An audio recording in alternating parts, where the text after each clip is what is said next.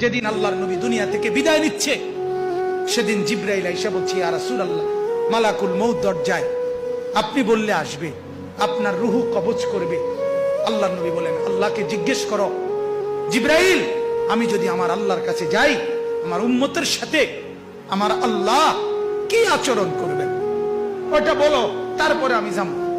জিবরাইল গেলেন, আল্লাহর নবীকে আয়েশা শুনাইলেন, ও নবী, আল্লাহ তাআলা জানাইছেন আপনার অবর্তমানে আপনার উম্মত যখনই মাফ চাইবে, আল্লাহ তাআলা আযাব দিবে না, সাথে সাথে মাফ করে দিবে।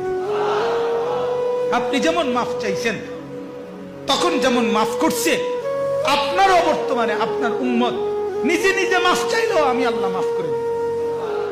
এতদিন তো কে মাফ চাইছে? নবী নিজে মাফ চাইছে।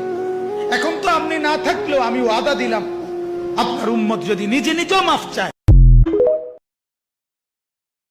যথেষ্ট।